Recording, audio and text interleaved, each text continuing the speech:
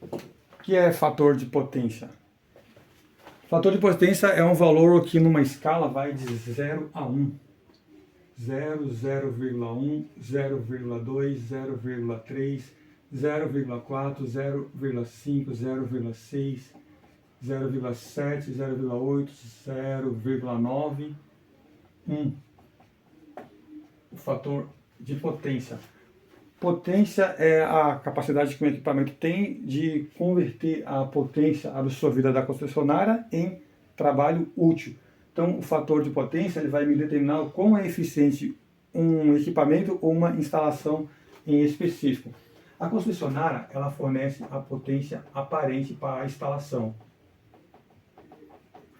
Essa potência aparente utilizada na instalação, parte dela é convertida em trabalho útil, que é chamada a potência ativa. E parte dessa potência é considerado perca, porém é necessário para que os equipamentos funcionem. É chamada de potência reativa.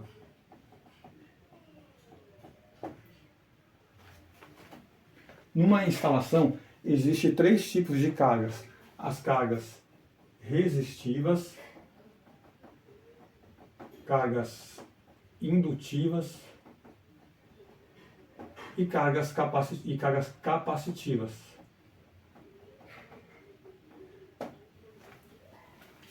Cargas resistivas são cargas que têm resistência, banco de resistência, um chuveiro. Numa carga resistiva, toda a potência que a concessionária fornece é convertida em trabalho útil. Por isso que numa carga resistiva não existe potência reativa. Numa carga resistiva, a tensão e a corrente elas estão em fase. Elas começam e terminam juntas, não há ângulo de defasagem. Por isso que não existe potência reativa numa carga resistiva. A corrente e a tensão elas não estão defasadas em 90 graus, como é no caso das cargas indutivas e das cargas capacitivas, onde a corrente está defasada em 90 graus. Para quem não sabe o que é ângulo de defasagem, imagine a circunferência que é dividida em 360 partes. Eu vou contando 1, 2, 3 aqui 90, aqui dos 180, 270 graus e aqui 360. Ângulo de defasagem é o quê? Eu faço um traço do 0 até o 360 e até o 90. Então eu contei 1, 2, 3, 4, chegou a 90. Eu tenho um ângulo de 90 graus. Para quem não sabe o que é ângulo, agora que você sabe o que é ângulo, você vai saber o que é ângulo de defasagem. Numa carga resistiva não existe ângulo de defasagem entre a tensão e a corrente. Elas começam e terminam junto. Aqui eu tenho o meu ângulo de 90 graus e eu tenho o meu ângulo de operação. Numa carga resistiva, a corrente e a tensão elas estão em fase, elas começam e terminam juntas. O ângulo de defasagem é zero, aqui meu ângulo de 90 graus. O ângulo de defasagem é zero, a corrente está aqui e a tensão está junta. Elas começam e terminam juntas. Ângulo de defasagem funciona como? A corrente e tensão eles estão aqui, ó. O ângulo não abriu, é ângulo de 0 graus. Se tivesse defasagem, seria assim, ó. O ângulo abriria. Aqui está maior, aqui vai subindo, vai aumentando à medida que o meu ângulo aumenta. Como a corrente está junta, não teve defasagem no ângulo. Se tivesse separado, estaria assim, ó, abrindo o ângulo. Então, numa carga resistiva, o ângulo é de 0 graus de defasagem. Se o meu ângulo de defasagem é igual a zero, ângulo de defasagem, se o ângulo de defasagem é igual a zero, o meu fator de potência é igual a 1. Por quê? Ângulo de defasagem e fator de potência, eles são inversamente proporcionais. Quanto maior o meu ângulo de defasagem, menor o meu fator de potência. E quanto menor o meu ângulo de defasagem, maior será o meu fator de potência. Na carga resistiva, o ângulo de defasagem é zero, o fator de potência é igual a 1. Não existe defasagem. diferente para uma carga indutiva. Carga indutiva é o quê? Carga indutiva são motores, transformadores, entre outros. Numa carga indutiva, para que o equipamento funcione, é gerado um campo magnético. Esse campo ele gera uma oposição à corrente alternada. Essa oposição à corrente alternada gera a reatância. Como eu estou falando de cargas indutivas, vai me gerar uma reatância indutiva. A reatância indutiva, porque a corrente e a tensão, nesse caso da carga indutiva, elas estão defasadas em 90 graus. A corrente ela está atrasada 90 graus em relação à tensão. Primeiro eu tenho um e depois eu vou ter o outro, vai estar defasado. Nas cargas resistivas, elas estão em fase, a corrente e a tensão estão alinhadas. Na carga indutiva, uma está defasada 90 graus em relação à outra. Por isso que nas minhas cargas indutivas, eu tenho a potência reativa. Essa reatância indutiva, ela é diretamente proporcional à frequência da corrente alternada e à indutância do indutor. Por isso, eu vou ter um ângulo de 90 graus positivo, o que é diferente das minhas cargas capacitivas. Nas minhas cargas capacitivas, eu vou ter um ângulo de 90 graus negativo. Nas cargas indutivas, o meu ângulo é de 90 graus positivo. Nas minhas cargas capacitivas, o ângulo é de 90 graus negativo, menos 90 graus. Porque nas cargas capacitivas são capacitores. E para que esses equipamentos funcionem, é gerado um campo elétrico. Esse campo elétrico, ele armazena energia, e essa energia, como na corrente, como nas cargas indutivas, oferece oposição à corrente alternada. E essa oposição gera reatância. Como agora estou falando de capacitores, de capacitância, eu vou ter a reatância capacitiva. Assim como eu tenho reatância indutiva, eu tenho reatância capacitiva. E essa reatância capacitiva, ela é inversamente proporcional à frequência da corrente e à capacitância do capacitor. Por isso vai me gerar um ângulo de 90 graus negativo. Porque nesse caso da capacitância, a corrente ela está adiantada em 90 graus em relação à tensão. Eu vou ter o ângulo de 90 graus de defasagem entre a tensão e a corrente. Por isso que, assim como nas minhas cargas indutivas, também nas cargas capacitivas, eu vou ter a potência reativa. Isso, então, é devido à defasagem de ângulo entre a tensão e a corrente que eu vou ter a potência reativa. Numa instalação, a maior carga são as cargas indutivas, motores, transformadores. Aqui eu tenho as minhas cargas indutivas. Eu vou ter a minha potência reativa das minhas cargas indutivas. E aqui eu vou ter a potência indutiva. Aqui eu vou ter a potência reativa das minhas cargas capacitivas. Potência reativa das minhas cargas capacitivas e potência reativa das minhas cargas indutivas. E aqui eu vou ter a minha potência ativa. Para que eu possa diminuir o ângulo de defasagem entre a tensão e a corrente e diminuir a minha potência reativa numa instalação, para que aumente o meu fator de potência, já que são inversamente proporcionais, eu instalo um banco de capacitor. Quando o banco de capacitor é instalado numa instalação, você está, na verdade, instalando reatância capacitiva, está instalando capacitância. Quando um objeto a 100 km por hora num sentido e no sentido oposto, você lança um objeto também a 100 km por hora, esse objeto ele vai cair, ele vai ficar no lugar que foi lançado. Porque forças no mesmo sentido, elas somam. Força em sentidos opostos, elas se anulam. Você vai gerar reatância capacitiva para diminuir a potência reativa, anulando a reatância indutiva. Diminui a potência reativa.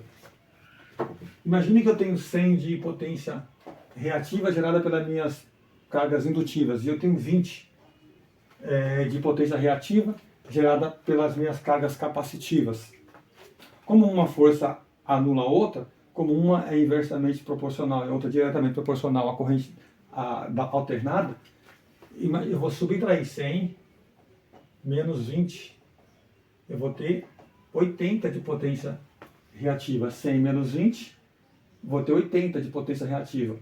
Porém, quando eu coloco um banco de capacitor, eu estou aumentando a minha reatância capacitiva. Imagine que eu adicionei 50. Agora eu tenho 70, porque eu adicionei 50. Eu vou subtrair 100 menos 70 e eu vou ter 30. Agora eu vou ter 30 de potência reativa. Esse é a instalação do banco do capacitor, aumentando a minha reatância capacitiva. Como o ângulo de defasagem, e o fator de potência são inversamente proporcionais, a ideia é diminuir o meu ângulo, aqui o meu ângulo de 90 graus, o ângulo de operação. A ideia é diminuir a defasagem entre a tensão e a corrente. Se eu diminuir a defasagem, eu vou aumentar o meu fator de potência, para que a minha instalação ela seja mais eficiente e eu não pague multa por isso. Quando você produz potência reativa, você vai pagar multa pelo espaço que essa potência reativa está ocupando na instalação. Esse espaço, a concessionária poderia fornecer potência para uma outra instalação. Por isso que os equipamentos devem ser eficientes, diminuindo o ângulo de defasagem para aumentar o fator de potência. Eu vou mostrar na calculadora o fator de potência e o ângulo de defasagem. Vou mostrar na calculadora do celular. Como o ângulo de defasagem e o fator de potência, eles são inversamente proporcionais, quando eu diminuir o meu ângulo de defasagem, eu vou aumentar o meu fator de potência. E quando eu aumentar o meu ângulo de defasagem, eu vou diminuir o fator de potência. Num ângulo de 90 graus, um ângulo de defasagem de 90 graus da tensão em relação à corrente, o meu fator de potência ele é igual a zero. Ângulo de defasagem de 90, fator de potência é igual a zero. Eu vou começar pelo fator de potência 1. Vou mostrar na calculadora do telefone. O meu ângulo de defasagem, quando o meu fator de potência é 1, o meu ângulo de defasagem tem que ser 0. Ângulo de defasagem 0, fator de potência é igual a 1. Meu ângulo de defasagem 0. Vou colocar agora 0,92. 0,92. Quando o meu fator de potência está em 0,92, coloquei aqui, 0,92, o meu ângulo de defasagem tem que ser 23,07. Aqui está o ângulo de defasagem. Eu tenho vou ter um ângulo de 90 graus. Meu ângulo de defasagem. Quando o ângulo é 0, o fator de potência é 1, então o ângulo 0 aqui. O ângulo não abriu nada. O fator de potência é 1. Quando o ângulo ele vai aumentando mais a defasagem, o fator de potência ele vai diminuindo. O meu ângulo era 0, o fator de potência era 1. Agora, o meu ângulo está em 23,07. O meu fator de potência, 0,92. Com o fator de potência de 0,92, o meu ângulo de defasagem ele está em 23,07. Agora eu vou diminuir o fator de potência para 0,9. O meu ângulo aumentou para 25,84. 25,84. Eu vou diminuir ainda mais o meu fator de potência para 0,8. 0,8, o meu ângulo aumentou para 36,86. Ângulo de defasagem, 36,86. Então, quanto o fator de potência vai caindo, esse ângulo ele vai aumentando. Cada vez ele aumenta mais, o ângulo de defasagem. Agora eu vou diminuir o fator de potência para 0,7. Esse ângulo ele tem que aumentar. Eu vou diminuir o fator de potência para 0,7. O ângulo subiu para 45,57. 45,57. Vou diminuir ainda mais o meu fator de potência para 0,6 ao meu ângulo. 53,13. Um fator de potência 0,5, que é 50%. Olha o ângulo de defasagem, 60 graus. Então o ângulo ele aumentou mais ainda, 60 graus. 40%, como é que fica o ângulo? Vou diminuir o fator de potência. Se são inversamente proporcionais, o ângulo aumentou. 66,42. Vou diminuir ainda mais o meu ângulo. Meu fator de potência, na verdade. 30%, 0,3. O ângulo de 72,54. Vou diminuir para 0,2. 78,46. Então o ângulo cada vez está aumentando mais. Vou colocar 0,1 no fator de potência. O ângulo já aumentou.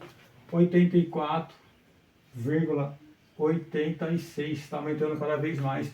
Se são inversamente proporcionais, com ângulo zero, o fator de potência tem que estar igual a 1.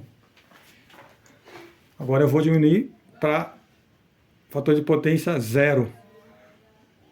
O ângulo de 90 graus, fator de potência 0, o ângulo ele foi para 90 graus. Então está provado que eles são inversamente proporcionais. Eu vou inverter a calculadora e vou tirar a prova.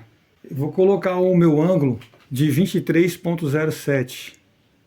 Agora eu estou colocando um ângulo. O meu fator de potência vai ser 0,92. Eu vou colocar o meu ângulo de defasagem de 90. O fator de potência é igual a 0. Se for ângulo de 90, o fator de potência é igual a 0. E se for o ângulo de 0, o fator de potência tem que ser igual a 1. 0, já está aqui, ó, 0% de defasagem. O meu fator de potência é igual a 1. Isso é fator de potência, a eficiência que o equipamento, a instalação tem de converter uma potência em trabalho útil. Tem que diminuir o ângulo de defasagem para poder aumentar a eficiência do fator de potência e diminuir a carga, a potência reativa.